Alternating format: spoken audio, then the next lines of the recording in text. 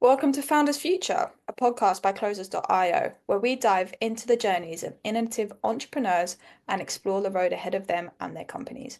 I'm your host, Olivia Salmons, and in each episode, we'll uncover the stories behind successful startups, the challenges faced along the way, and the strategies driving their future expansion. Today, we're excited to have Ryan Hanley, the CEO and founder of Finding Peak, joining us. Ryan will be sharing more about his founding story and giving us a glimpse into his plans for future growth. So let's jump right in. Ryan, welcome to Founders Future. Yeah, thanks for having me. Excited. Awesome, no, it's exciting and pleasure having you here. So can you take us back to the beginning? What specific problem inspired you to start Finding Peak? So, Finding Peak is a coaching, consulting, and content business that I've actually had going for probably 6 or 7 years now. And it's just always been running in the background. And in the background, I seemingly always have like my primetime startup that I'm working on. And Mm-hmm. then the content side of my business, which is podcast. And like I said, I do coaching and speaking.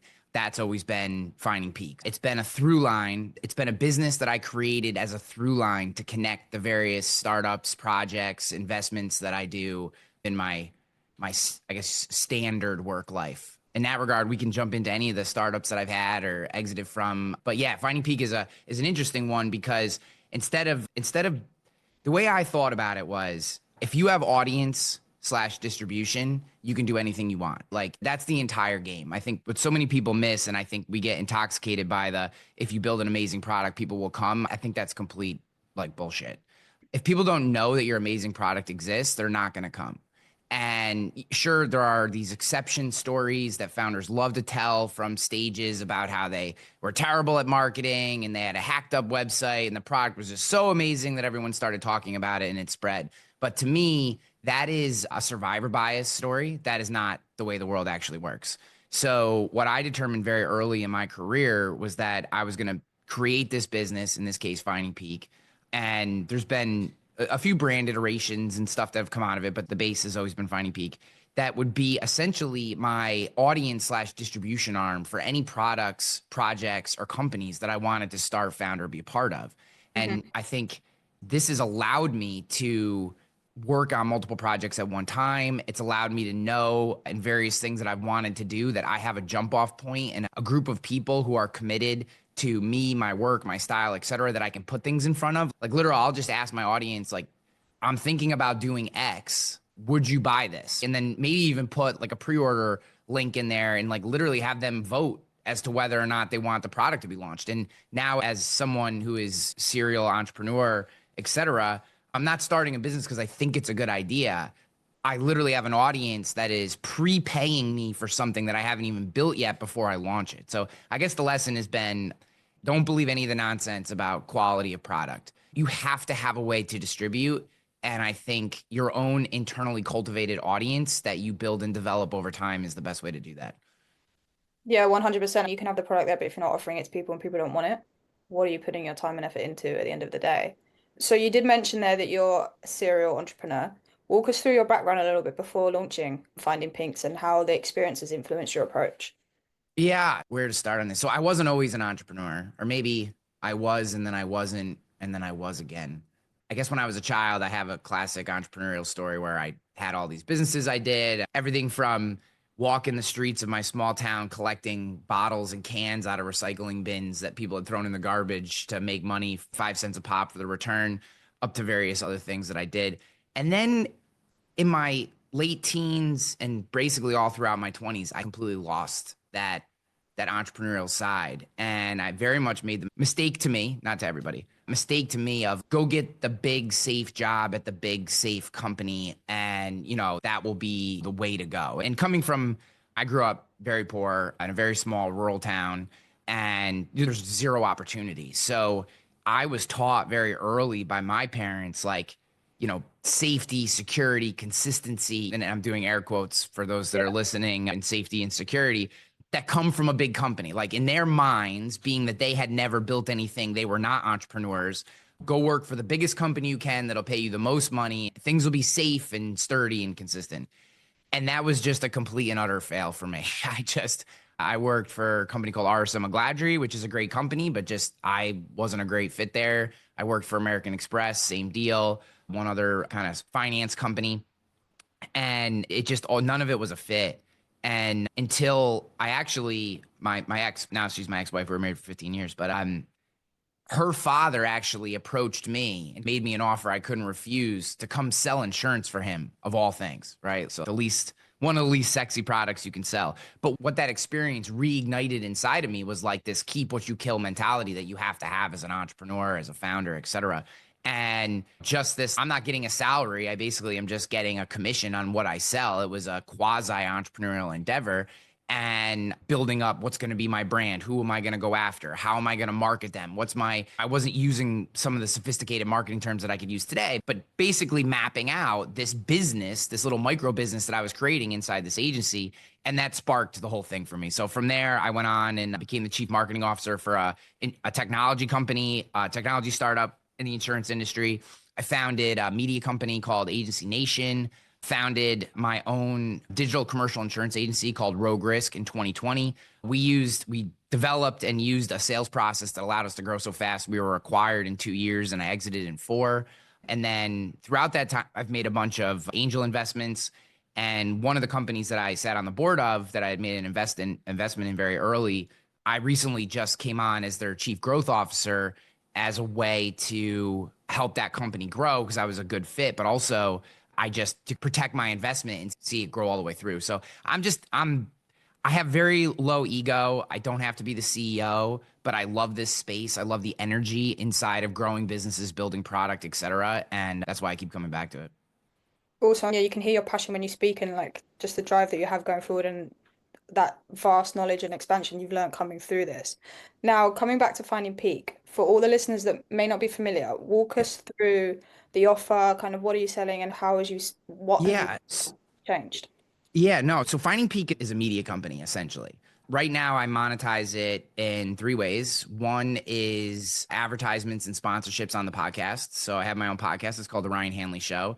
We about 12 months ago, maybe 14 months ago, it might have been the fall of 2024, but or 2023, we cracked the top 10 for the business category in Apple. We cracked the top 200 for all of Apple Podcasts. And that just opened up a floodgate of revenue opportunities that I didn't have access to before, as well as a different degree of guests, not necessarily smarter or whatever, but just bigger audience, guests that have bigger audiences coming in and actually reaching out to me, et cetera, which was great. Before that, I monetized it through very strategic handpicked partnerships and sponsorships, et cetera. I do a lot of speaking. So I've done over 400 keynotes in my career. I've been speaking for more than 15 years. And that's another stream of income. I also do a lot of founder coaching. So I have at any given time, I have between 5 and 10 founders that I'm working with. Some need 3 months, some need 6, some have been with me for years. So it all depends on what their need is and et cetera. But that's the methodology right now. Looking into things like courses, et cetera, I have very mixed opinions on those. I think that they're definitely easy ways to monetize an audience, but I think especially if you're a creativepreneur, you have to be very careful with what you put out there. I know there are plenty of people that are showing results on Instagram and my 7-step secret funnel for whatever platform that will get you X amount of conversion, which I think, hey, everybody's got to make a buck and people do it the way they do it. The problem is a lot of that, regardless of how good the course or whatever low ticket course that goes to the upgrade funnel that goes to the this that whatever, and I Yeah. get the sophistication. I actually have bought about in the last 3 months I bought about 20 courses, as crazy as this may sound, that are between $17 and $47 for research purposes, right? I can tell you out of the 20, less than 5 have been worth the money, even considering their low ticket. Like most of it is packaged up nonsense with a good ad. But the reason I did that was even though I think a lot of that type of work and a lot of that type of monetization drastically reduces your authority. Someone may click on it and may even buy it, but I don't think it increases your authority. I don't think it increases your long-term value or your long-term audience. I think it's a very short-term turn and burn list Yeah. burn play.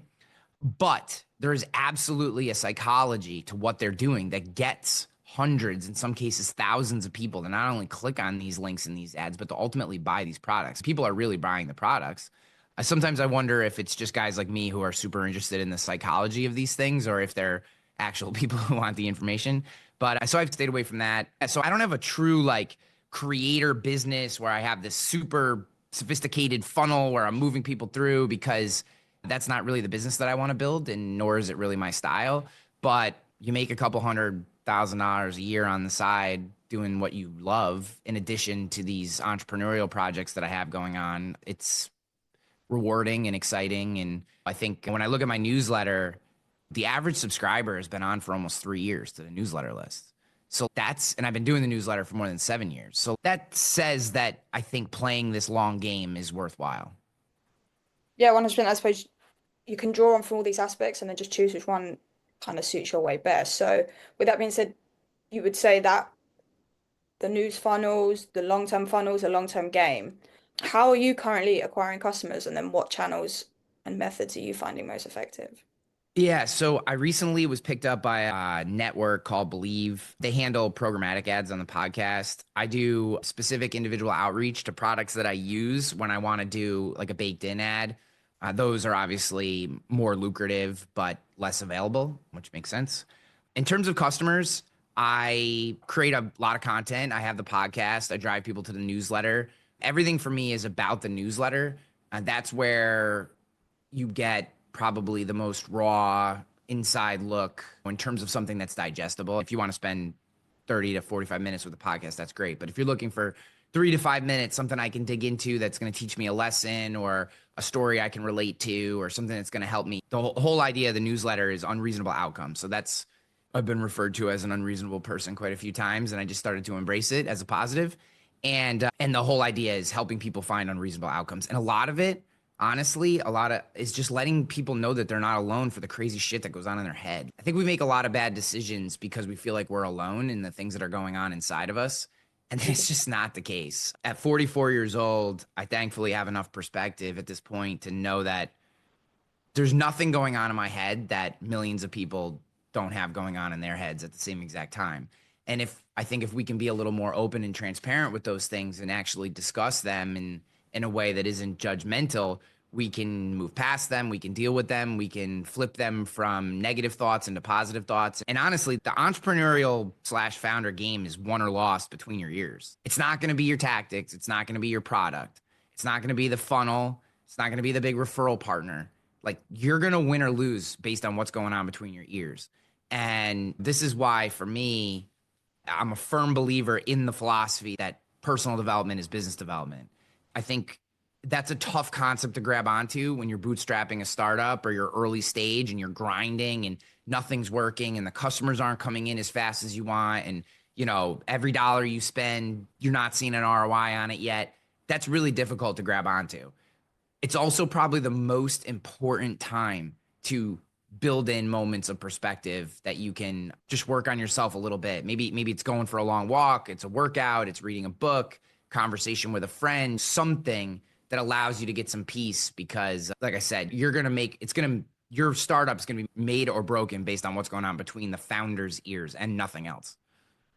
Yeah, 100%. If you look at athletes and you take sports into example for that, how much they prioritize rest and recovery, I think the brain and within this side of sales and corporation, it's overlooked a lot. So you sound like a busy man as well. Is this do you have a team behind you? Are you doing Yeah. this yourself? Yep. So I have a production team that helps me with a lot of the content production. I had a EA for a while that ended up getting a really good opportunity, and she left, which I was very happy for her. And I'll be bringing another EA in very soon. And then at Lincora, which is the startup that I invested in and am now a part of the founding team, I think we're like at 14 people now. At Rogue, we were north of 27, I think, at our peak in terms of people at the business. You can't do it. There's so many things that we could say here. We don't have a lot of time. And I don't want to be too trite to everybody. But if you haven't read Buy Back Your Time by Dan Martell, stop what you're doing right now and either buy the audiobook or go get the book on Amazon and read it. It is the quickest, fastest, most articulate path to giving yourself the space to actually build the company that you want to build. Grinding out 16 to 18-hour days is, there may be moments where you need to do that, but do not wear that as a badge of honor. If you're working 16 to 18-hour days more than a few days in a row, you are doing something wrong in your business. You're not a hustler. You're not a superstar. You are doing something wrong, because by day 2 or day 3, your performance is probably somewhere down around 35 to 40% of what you're capable of, and you're not doing your best work. So great, you get to live that hustle porn life and tell everyone about how you're grinding and working so hard, yet you're operating at 35% of your capacity because you've only slept 4 hours for 3 nights in a row. I think you said it, and I completely agree. Athletes rest their body because that's their tool. If you're a founder, your mind is your tool. And if you don't rest, recover, and feed your brain and your mind, then you're not actually using your tool to its fullest capacity. So that's like an athlete who is supposed to go out on the court and play basketball, but hasn't run a wind sprint in a month. They're Yeah. just not going to be up to par. So I think we have to think with a little more perspective. Granted, not that you aren't going to need to grind in moments. There may be a day or two where you just need to freaking get after it. And I get that. But you're also not going to have that gear if you're already tired. If you're just grinding to grind, you just want to live that life and put in 18, you think Zuckerberg did it or Bezos did it, whatever. That's all good, except one, they didn't. They didn't just grind 18 hours a day. None of them did. And two, when you actually need it, when something breaks or that big client or that opportunity comes in and you actually do need, or it would be highly advantageous to put in a full day, like a true full day, and you're tired because you've been doing BS grinding for 2 weeks, you're not going to be there. You're not going to have it. So it's, in my opinion, if you're a founder, maybe push to 8 to 10 hours, whatever it makes sense, but have a reasonable, sustainable schedule that allows you to be operating at your full capacity for 4 to 6 hours a day. That should be your goal. 4 to 6 hours of max capacity. If you get to 6, you have hit an absolute home run grand slam for the day. If you've worked at your max capacity. Most people are going to work 2 to 4 hours at their max capacity. If you're really taking care of yourself, if you're exercising, if you're giving your mind free space, there's all kinds of things you can do, then maybe you can get to 4 to 6. If that's the case and you can sustain that, you are essentially guaranteeing yourself success, because no matter what happens, you'll have the energy and the mental capacity to push through those bad moments. It's the people who go out and try to go 100 miles an hour every day, and then an opportunity happens or an obstacle happens and they do not have the energy or mental capacity to overcome it. And that's when the business fails. I think my big recommendation there would be to slow down enough that you can recharge and come back and be at 100 the next day. Yeah, it's all about prioritizing your output. So you're putting the maximum effort in the times that matter most. And then I suppose, what are your top priorities now for growth? Where do you see Finding Peak going within the next 12 months? So when my new EA comes in, which I'm interviewing some people right now for the podcast game, right? So for Finding Peak and the podcast, which again isn't named Finding Peak, the business is Finding Peak. The name of the podcast is The Ryan Hanley Show. It's going to be about creating a much more consistent outreach for guests, onboarding guests. So when guests get in there, they feel comfortable, right? They feel like they understand what we're going to go after, what the tone is, sending them some examples, et cetera. Because as a podcast host, often those first few minutes can be awkward or slow as you try to get a feel for each other. So I don't want to have those moments, and I want the guests to get the most out, and I want the audience to get the most out of the show. And then, so just putting some layers and systems into the podcast, because the podcast and the resulting YouTube channel are the number one drivers of subscribers to the newsletter. And then everything from my business, 95% of the opportunities to make revenue for the content side of my business come out of the newsletter. So someone's been reading the newsletter, they asked me to speak at their event. Someone's been reading the newsletter, they asked me to, hey, what does it cost to put my product in front of your audience, et cetera. All those opportunities come out of the newsletter. It's just about being more valuable and starting to scale the audience on the YouTube podcast side, because that basically drives everything else. Yeah, and then what is stopping you and preventing you from scale that little bit faster? How are you addressing those challenges? So I think some of it is, so unfortunately there's a reality in podcasting that the brand or name recognition of the guest plays a large role in downloads. It just does. And then I think timeliness of topic is another one. For most of my show's history, it's been evergreen topics, which are Yeah. good, right? They have long tail and they do consistently bring stuff in. But if you look at the top podcasts, the people that are really cracking consciousness, that are getting people to come back over and over again, they're more timely. And I have a few things that I've been brainstorming and I'm going to test probably in the next few months around being more timely. One of which is, can I create, I'm thinking about doing a version of an episode of the podcast, either bi-monthly, or I'd love to do it weekly. Some of it just depends on production and all that kind of stuff. That's like a live show where we literally take the hottest topics, say from Monday or the morning on Tuesday, and we hit them at like noon on Tuesday every day. So it'll be like recorded live. We're hitting prime topics. We're breaking them down. We're doing the research, giving people spins on them, helping them understand what these mean for them.